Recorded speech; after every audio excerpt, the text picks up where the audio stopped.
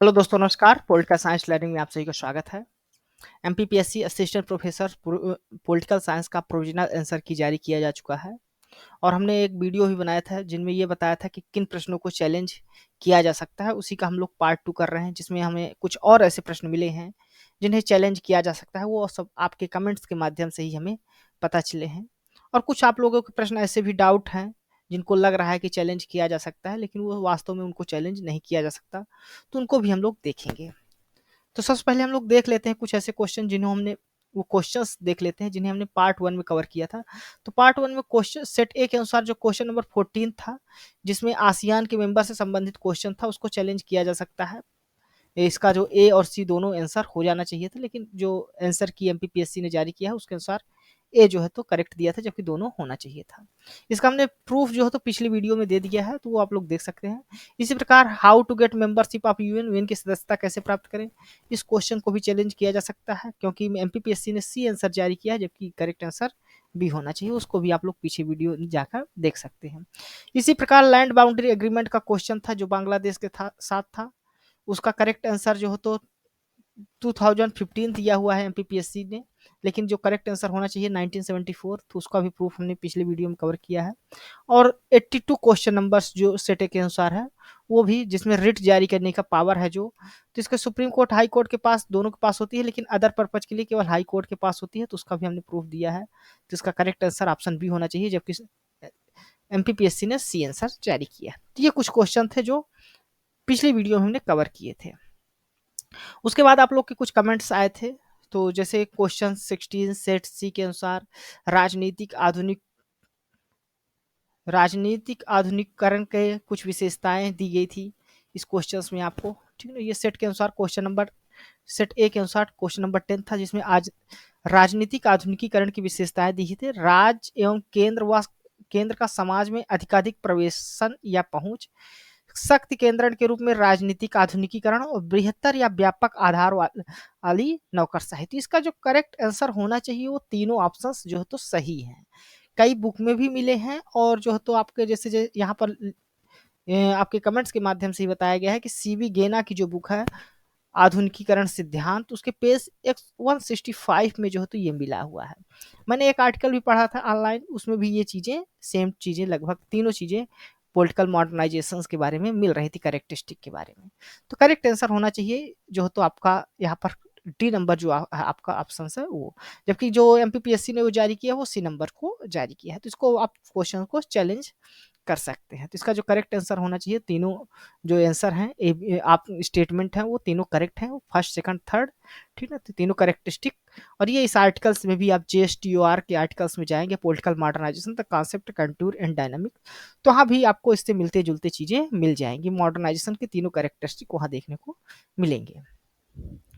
Second question है जिसको आप लोग चैलेंज करने के लिए कह सकते हैं या किया जा सकता है, क्योंकि यहाँ क्वेश्चन इंग्लिश और हिंदी का जो क्वेश्चन था उसमें इंग्लिश में टर्म कैबिनेट पूछा था कि कहाँ मेंशन है, तो इंग्लिश के अगर क्वेश्चंस के अनुसार देखें तो इसका करेक्ट आंसर होना चाहिए 352।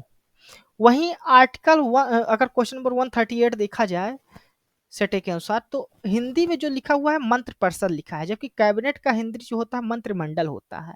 और जो कि मंत्र परिषद यानी काउंसिल ऑफ मिनिस्टर्स जो होता है वो अनुच्छेद हमारे इंडियन कॉन्स्टिट्यूशन के आर्टिकल 74 में मेंशन है मंत्र परिषद शब्द, ना कि 352 में। तो इस प्रकार हिंदी और इंग्लिश में कॉन्फ्लिक्ट देखा जा सकता है, तो इसको भी चैलेंज किया जा सकता है, क्योंकि जो करेक्ट आंसर बताया गया है वो ऑप्शन सी बताया गया है। और एमपीपीएससी ने खुद ही कहा था कि जो हिंदी का रूपांतरण होगा वो मान्य होगा। ठीक ना, तो उसके प्रश्न पत्र में ही लिखा गया था। तो इस कारण जो है तो इस क्वेश्चंस को चैलेंज किया जा सकता है। अनुच्छेद 74 जो है तो इसका करेक्ट आंसर होना चाहिए अगर हिंदी शब्द के अनुसार देखेंगे, मंत्र परिषद शब्द, लेकिन ब्रैकेट में इन्होंने कैबिनेट लिखा है। तो इंग्लिश में तो इन्होंने सही लिखा है, लेकिन हिंदी में जो है तो इसका मंत्र परिषद के अनुसार जो है तो आपका क्या आंसर होना चाहिए, अनुच्छेद 74। तो ये आपके कमेंट्स के माध्यम से ही हमें भी पता चला है कि मंत्रिमंडल हिंदी जो लिखा हुआ 352 में है, जबकि जो मंत्र परिषद शब्द हिंदी में लिखा हुआ है वो आर्टिकल 74 में है। तो इसको हमने साथ ही साथ आपको जो बेयर एक्ट है, बेयर एक्ट में जब हमने देखा तो वहाँ भी काउंसिल ऑफ मिनिस्टर्स यानी मंत्र परिषद होता है, ठीक ना, हिंदी का रूपांतरण जो बेयर एक्ट का है। तो मंत्रिपरिषद शब्द पूछा गया है, तो मंत्रिपरिषद शब्द जो है तो हमारे संविधान के अनुच्छेद जो है 74 है, उसमें मंत्रिपरिषद शब्द का इस्तेमाल किया गया है, ठीक ना। वहीं आर्टिकल 75 है, उसमें भी मंत्रिपरिषद ही, उसमें न मंत्रिपरिषद है ना तो मंत्रिमंडल ही है, लेकिन आर्टिकल 352 का जो सब क्लास 3 था, वहां पर आपको council of minister union cabinet जो है तो टर्म मिलता है, यानी कैबिनेट जो टर्म है वो मिलता है आर्टिकल 352 में, ठीक है। तो 352 के क्लास 3 में आपको यूनियन कैबिनेट टर्म मिलता है, यानी कैबिनेट टर्म कहाँ आपको मिलेगा देखने को, वो आर्टिकल 352 में होगा, ठीक है। तो इस प्रकार अगर देखें तो जो आपका क्वेश्चंस पूछा था टर्म कैबिनेट कहाँ मेंशन है 352 में, इंग्लिश के अनुसार वो आपका सही है, लेकिन हिंदी जो वर्जन है उसका मंत्रिपरिषद पूछा है तो 74 होना चाहिए। इसको आप लोग बेयर एक्ट के माध्यम से जो है तो चैलेंज कर सकते हैं। नेक्स्ट क्वेश्चन है जिसको आप लोग को डाउट है कि जो लॉक का कंसेप्शन ऑफ लिबर्टी है, ठीक ना, तो वो उसमें जो आंसर होना चाहिए वो आपका होना चाहिए द नेचुरल राइट, प्राकृतिक अधिकार होना चाहिए, ठीक ना। जबकि इसका जो करेक्ट आंसर एमपीपीएससी ने दिया है वो ऑप्शन नंबर ए दिया है। तो ये करेक्ट आंसर एमपीपीएससी ने ठीक ही दिया है कि लाख की जो स्वतंत्रता की संकल्पना का सबसे प्रमुख घटक समानता है। तो लाख की स्वतंत्रता की संकल्पना में नैतिक रूपरेखा निम्नलिखित में से किस पर आधारित है, तो उन्होंने जो लॉज ऑफ नेचर है यानी प्राकृतिक के कानून है उसी से उन्होंने अपने लिबर्टी का कॉन्सेप्ट जो है तो लिया है। तो इसको आप रामास्वामी की जो बुक है सुशीला रामास्वामी की बुक वेस्टर्न पॉलिटिकल थॉट की प्लेटो टू मार्क्स, उसमें जो है तो ये आप लोग देख सकते हैं कि उन्होंने लॉ जो है तो अपना लिक्विडिटी का या फ्रीडम का जो इक्वलिटी कॉन्सेप्ट लिया है वो लॉज ऑफ नेचर से लिया है। तो इसमें जो है तो लॉज ऑफ नेचर की ही बात की गई है, तो ठीक है। तो ये आप लोग देख सकते हैं ये करेक्ट आंसर क्या होना चाहिए, लॉज ऑफ नेचर, एमपीपीएससी ने ठीक ही आंसर जारी किया है। इसी प्रकार एक क्वेश्चन है 146 जो सेट के अनुसार है, जिसमें आपको डाउट है, आप ही के कमेंट्स आए थे कि एडमिनिस्ट्रेशन शब्दावली लैटिन शब्द एड प्लस मिनिस्ट्रेशन से निकाली है। इसमें मिनिस्ट्रेशन ना होकर मिनिस्टर या मिनिस्ट्रेट होना शब्द होना चाहिए। तो क्या इसमें भी आपत्ति लगाई जा सकती है? तो अगर प्रश्न में जो प्रश्न की लैंग्वेज है उसमें अगर कोई अशुद्धि है उसके आधार पे आप लगाना चाहे तो लगा सकते हैं, लेकिन इससे कोई भी उत्तर में जो है तो आपके फर्क नहीं पड़ेगा, क्योंकि एड का जो है तो आपका अर्थ पूछा गया था, तो एड का मतलब टू ही होगा, यानी ये आपका करेक्ट आंसर यही रहेगा, ठीक ना। और इसी प्रकार अगर शब्द जो प्रश्नों का अगर प्रश्न में क्वेश्चंस की एरर के देखेंगे तो यहाँ पर लोक शासन ना लेकर लिखकर हिंदी में लोक प्रकाशन लिखा हुआ है, जो भारत की कौन सी 4 जगह लोक प्रकाशन के 4 मठों में सम्मिलित नहीं है, जबकि हिंदी में पब्लिक एडमिनिस्ट्रेशन शब्द का इस्तेमाल किया गया है। तो इसका हिंदी जो रूपांतरण है वो भी यहाँ पर अशुद्ध आपको देखने को मिलेगा। तो इस आधार पर भी आप जो तो यहाँ पर आपत्ति लगा सकते हैं, ठीक ना। तो ये क्वेश्चन 16 नंबर जो सेट के अनुसार है उसमें भी आपत्ति लगाई जा सकती है। कुछ लोगों को क्वेश्चन नंबर 47 में भी डाउट था जो सेट के अनुसार है, जिसमें क्वेश्चन था कि आपका भी कमेंट था कि सर फाइनेंस डिपार्टमेंट वाला 1816 होना चाहिए, जबकि जो आंसर की जारी की है उसमें 1843 दिया गया है। तो भारत में जो बजट में की देख रेख के लिए वित्त विभाग की स्थापना सर्वप्रथम कब की गई थी, जो क्वेश्चन पूछा गया है वो एमपीपीएससी ने 1843 जारी किया है। कई जगह जो तो 8060 की जो तो आपको आंसर बताया जा रहा है कई यूट्यूब चैनल में भी, लेकिन यहाँ जो करेक्ट आंसर होना चाहिए वो 1843 ही होना चाहिए, क्योंकि मैंने जो सोर्स पाया है वहां पर 1843 दिया हुआ है। ये आप लोग देख सकते हैं कि ये बुक है पब्लिक इन्वेस्टिगेशन ग्लोबलाइजिंग वर्ल्ड, ठीक ना। तो इसमें जो है तो आपको दिया हुआ है कि जो फाइनेंस डिपार्टमेंट है वो एस्टैब्लिश हुआ था 1843 में, जो कि जो फर्स्ट टाइम बजट पेश किया गया था, प्रेजेंट किया गया था वो 1860 में पेश किया गया था या प्रेजेंट किया गया था। तो करेक्ट आंसर आपका क्या होना चाहिए, 1843 ही होना चाहिए, जो एमपीपीएससी ने सही आंसर जारी किया है, ठीक ना। नेक्स्ट क्वेश्चन है कि इसमें भी आप लोगों को डाउट था कि who among the following consider the political development as a political modernisations plus political institutionalisations, तो इसका जो आंसर होना चाहिए वो आपका होना चाहिए हेलियो जुगरवेव, ठीक ना। तो ये आपका करेक्ट आंसर है, ठीक ना। ये आपको जो तो यहाँ पर इस आर्टिकल में भी मिल जाएगा, political development a general theory and Latin American case study, ठीक ना। तो ये आपको मिल जाएगा इस आर्टिकल में। यहाँ पर क्लियरली लिखा गया है कि जो जोग्राफ थे उन्होंने जो है तो जो पॉलिटिकल डेवलपमेंट है उसको बोथ मॉडर्नाइजेशन और इंस्टीट्यूशनलाइजेशन दोनों को जोड़ के लिखा है, प्लस करके लिखा है, और उन्होंने इसको मैथमेटिकल एक्सप्रेशंस के रूप में भी लिखा है, political development equal to political modernisation plus political institutionalisation. तो इन दोनों कॉन्सेप्ट को उन्होंने जोड़ा है। एसन आइजन डेट जो थे उन्होंने पॉलिटिकल डेवलपमेंट को पॉलिटिकल मॉडर्नाइजेशन के रूप में देखा था, जबकि सैमुअल हंटिंगटन ने पॉलिटिकल इंस्टीट्यूशनल डेवलपमेंट को एज ए इंस्टीट्यूशनलाइजेशन के रूप में देखा था, जबकि जोगराव थे जो थे उन्होंने दोनों को प्लस करके दोनों मॉडर्नाइजेशन प्लस इंस्टीट्यूशनलाइजेशन के रूप में एक्सप्रेस किया है। तो इसका correct answer option D number होना चाहिए, जो कि एमपीपीएससी ने जारी किया है और वही करेक्ट आंसर भी होगा। नेक्स्ट क्वेश्चन में भी आप लोगों को बहुत लोगों को आपत्ति थी या उसमें कंफ्यूजन था कि राज्यपाल की अहर्ता में जो तो ए बी आंसर दोनों होना चाहिए स्टेटमेंट, ठीक ना। ए बी दोनों को मान रहे हैं, यानी पहला दूसरा तीसरा चौथा सभी जो हो तो करेक्ट आंसर है, क्योंकि राज्यपाल जो होना चाहिए उस राज्य का संबंधित नहीं होना चाहिए। कुछ लोगों का कहना था कि ऑफिस ऑफ प्रॉफिट भी नहीं होना चाहिए, ठीक है। तो इसका जो करेक्ट आंसर होगा वो केवल उसके पास राज्यपाल के बनने के लिए 2 ही क्वालिफिकेशंस की आवश्यकता होती है, जो हमारे इंडियन कॉन्स्टिट्यूशन के अनुच्छेद 157 में दिया हुआ है कि वह भारत का नागरिक हो और 35 वर्ष की आयु पूरी कर चुका है। ये 2 ही कंडीशंस होनी चाहिए।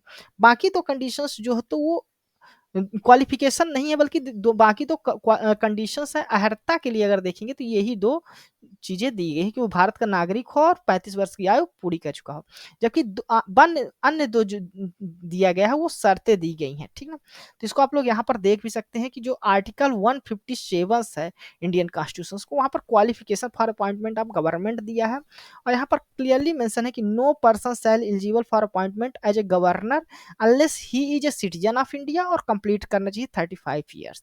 वहीं जब हम आर्टिकल 158 देखते हैं तो वहाँ कंडीशंस लिखी हुई हैं गवर्नर के ऑफिस की। तो यहाँ पर आपको ऑफिस ऑफ प्रॉफिट भी मिल जाएगा, यहाँ उस स्टेट का रेजिडेंट नहीं होना चाहिए, वो भी चीजें सब मिल जाएंगी, ठीक ना।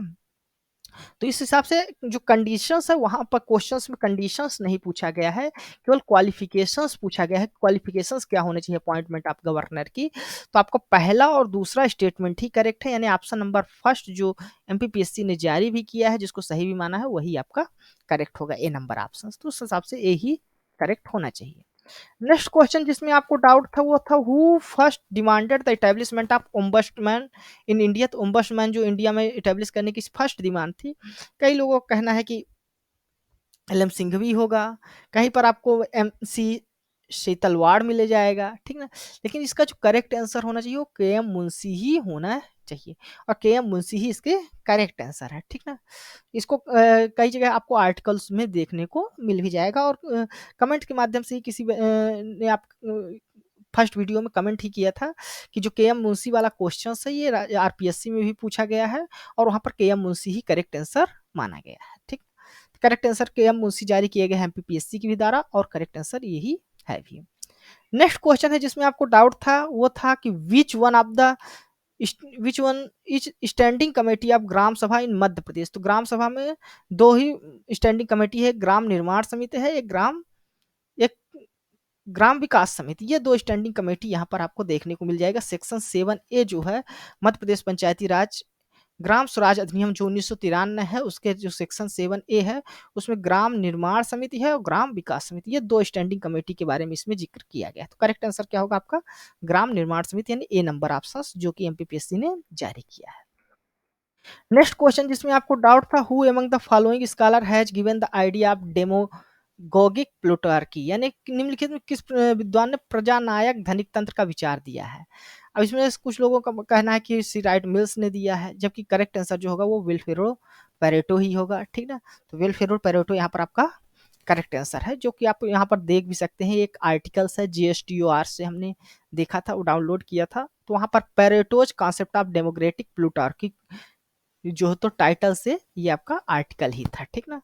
तो ये कॉन्सेप्ट किसके द्वारा दिया गया है, पैरेटो के द्वारा दिया गया है, कोई डाउट नहीं है। नेक्स्ट क्वेश्चन था जिसमें डाउट था आपका वो 49 था सेट के अनुसार what are the 4 aspect of globalisation debate.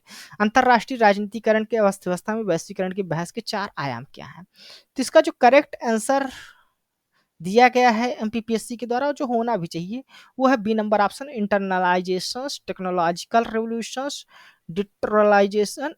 डिटोरलाइजेशन and liberalism, ठीक ना? ये चारों होना चाहिए और ये यहाँ पर आपको इस आर्टिकल्स में भी मिल जाएगा, जिसको आपने cultural diplomacy dot O R G की वेबसाइट से हमने डाउनलोड किया था। तो वहाँ पर ये देखने को मिल जाएगा कि जो ग्लोबलाइजेशन डिबेट है इंटरनेशनल पॉलिटिकल इकोनॉमी में, वो इंटरनलाइजेशन है, टेक्नोलॉजिकल रेवोल्यूशन है और लिबरलाइजेशन है। साथ ही साथ डिटोटलाइज, क्योंकि ये तीनों अगर ऑप्शंस देखेंगे तो केवल इसी में आपको बी नंबर जो ऑप्शंस है उसी में आपको देखने को मिलेगा। डिटेरिटोरियलाइजेशन यानी ये भी आपको स्टेटमेंट यहाँ पर कहीं ना कहीं आपको मिलता है देखने के लिए। This include the rules and institution create powerful state facilitate new school of transnational economic activity. Transnational economic activity जो है तो आपके इस टर्म को डिफाइन कहीं ना कहीं करती है। तो आपका करेक्ट आंसर क्या होना चाहिए? अंतर्राष्ट्रीयकरण, तकनीकी क्रांति, विक्षेत्रीकरण और उदारवाद। ये ऑप्शन बी नंबर जो है तो आपका करेक्ट आंसर है। ठीक ना? नेक्स्ट क्वेश्चन था जिसमें आपको डाउट था, वो क्वेश्चन नंबर 76 था। ठीक ना? Sarpanch of the gram panchayat in Madhya Pradesh can be suspended on the basis of which of the following. तो किस आधार पर ग्राम पंचायत के सरपंच को सस्पेंड किया जा सकता है? कुछ लोगों का मानना था कि नो कॉन्फिडेंस मोशन के द्वारा पास किया जाएगा जब मेजोरिटी से उसके द्वारा, कुछ को मानना था कि encroachment of the panchayat land. लेकिन जो करेक्ट आंसर होगा वो डी नंबर ही ऑप्शन होगा जो एमपीपीएससी ने जारी किया है, framing of criminal charges against the sarpanch. ये भी आप लोग मध्य प्रदेश की जो पंचायती राज एवं ग्राम स्वराज अधिनियम 1993 का अधिनियम है, उसके जो सेक्शन 39 दिया गया है उसमें आपको क्लियरली मिल जाएगा कि जो सस्पेंशन है ऑफिस बियरर ऑफ पंचायत उनको कैसे सस्पेंड किया जाएगा। तो यहाँ पर सस्पेंशन लिखा है against whom charge has been framed in any criminal proceeding under. तो कोई भी अगर क्रिमिनल प्रोसीडिंग के अंतर्गत उनको चार्ज फ्रेम किया जाता है तो उस आधार पर उन्हें सस्पेंड किया जा सकता है, जो कि ऑप्शन नंबर डी का जो ऑप्शन दिया था वो आपका दिया होता। तो ये कुछ प्रश्न थे ऐसे जिन्हें चैलेंज किया जा सकता है या जिनमें आपको कंफ्यूजन था, तो आपके कंफ्यूजन शायद क्लियर हुए होंगे। यह वीडियो आपको कैसा लगा है अपने कमेंट्स के माध्यम से हमें जरूर बताइएगा। साथ ही साथ आप हमारे इस वीडियो को लाइक करें, हमारे इस चैनल को सब्सक्राइब कर लें, ताकि जो इस तरह की वीडियोज हैं या पॉलिटिकल साइंस से संबंधित जो भी वीडियोज हैं, कॉन्सेप्ट हैं, वो आपको मिलते रहे। धन्यवाद, थैंक यू।